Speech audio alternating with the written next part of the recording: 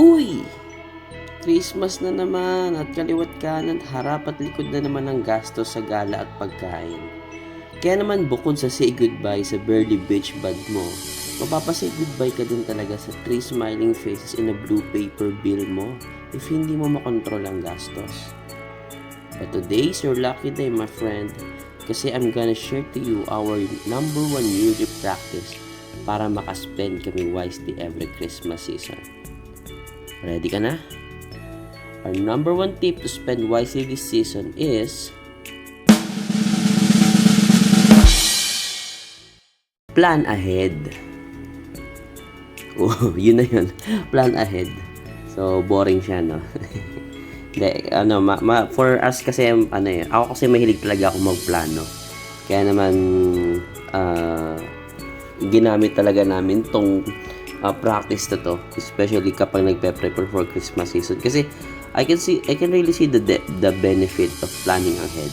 So, what we do is, una, syempre, ini-include namin sa monthly budget yon. So, every sweldo, naglalaan na kami ng pera doon kung magkano man yung budget namin for the Christmas season. Hindi naman ganun kalakihan kasi hindi naman kami talaga yung mabongga mag-celebrate. For us to know kung magkano yung budget, syempre inaalam namin kung sino-sino yung mga bibigyan. Matik na yan, yung mga bata. Pero pag yung mas matangkad sa akin, kahit bata ka pa, sorry. At tanggal ka na sa listahan. So, yung binibigyan namin yung mga bata, then kung magkano yung bibigyan namin sa kanila. Siyempre, yung parents namin. And then, dito pag Christmas sa bahay, in-open namin yung gates namin. Gate lang. Kasi bumibili kami in advance sa sa Pure Gold or grocery store ng mga candies, chocolate, biscuit, mga ganun. Binabalot namin yun sa plastic. Siguro hindi naman marami, good for 50 kids lang. So may budget kami for that. And then during Christmas, naka-open yung gate namin. So yun ang binibigay namin sa mga bata. So para naman sila. Kasi may good memory ako doon nung bata kasi ako. Kami, yung namamas ko kami dun sa mga bahay-bahay. Tapos gano'n yung mga binibigay sa amin. So, imbis na pera, pagka yung binibigay namin sa akin, mga candy, bahala sila sumakit ang ngipin nila. Ano pa ba? Ayun, in terms of decoration sa bahay, kami kasi kami, yung bahay namin, if makikita nyo, halos wala kaming design every Christmas season. Oo nga, wala nga, no, titingnan ko ngayon habang nag-record ako. Wala nga, no. Meron kami before, Christmas tree na maliit, pero tinanggal din namin. And there's a reason bakit wala kami halos na decoration. Kasi may bata kami dito, tsaka may mga pusa. So, nung last year, nagkaroon kami ng design. Ay, nako. May wala yung Christmas tree sa lugar niya. Tapos yung mga pusa ay nilalaro lang. So, yun, we decided na alisin na lang muna namin. Siguro ibalik na lang namin kapag medyo malaki ni anak namin. At the same time, camouflage din yun. Yes, camouflage. Hindi, kasi yung bahay namin, hindi siya takaw attention. Kasi 'di ba pag Christmas season, hindi naman nawawala dyan yung mga pagpasok ng Burmans, may mga namamasko na. And kung ikaw ay isang namamasko or nangangaraling, syempre, ang hahanapin mo, yung mga bahay na ma-design, yung mailaw, may mga Christmas lights or kung ano-ano yung maingay.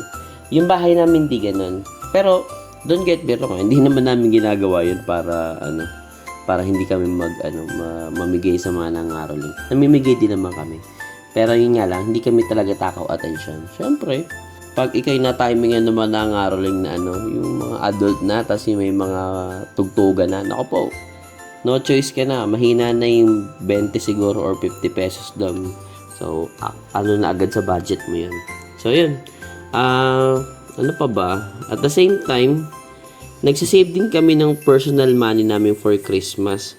Yun nga, kasi every sweldo, syempre, mayroon kaming pumapasok sa personal money namin. Iba doon, nilalaan namin for personal gastos. Kasi nga, sabi ko kanina, hindi naman talaga may iwasan yung mga biglaang gastos, diba? And then, ano pa ba? Last one, yung paghahanda, yung mga pagkain during Christmas.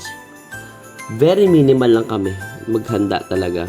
I think last year parang half kilo na spaghetti, tapos yung ham. Yun lang yata, maalala ko. Wala namang kaso sa amin, no, ganun. Kasi, maliit lang naman kaming pamilya. 3 lang naman kami. Well, andito yung kapatid ko isa, so 4 lang kami. At the same time, kasi, yung ano yun, di ba, kapag ang dami yung handa, ang daming natitira. Oo, lalo na yung ano, alam mo na, spaghetti, di ba? Pag may kaliwat kanin spaghetti, so pag ang dami mong hinanda, naku po, kawawa ang spaghetti sa'yo, boy. Yung tipo everyday mo ilalagay sa ano, sa ref or hindi nga sa ref, sa freezer. Lalagay mo sa freezer, tas everyday mo siya i-reheat hanggang sa maubos mo siya. Yung spaghetti mo pula, after na ilang reheat, naging carbonara na kasi naubos na ng kulay. So, ayun no, parang pag masyado ka maraming handa, well, optional sa inyo, kung kayo maraming maghanda, okay lang din naman. Pero sa amin kasi konti lang. Kapag kasi maraming handa, may lucky chance na masisira lang yung pagkain. Sayang naman, di ba? At ito na, to be honest, yung mga hinahanda din namin, hindi rin namin ginagastosan yan. Kasi ano yung yan ay halos galing lang din sa ano, Christmas basket from our employers. Almost zero lang yung ano namin.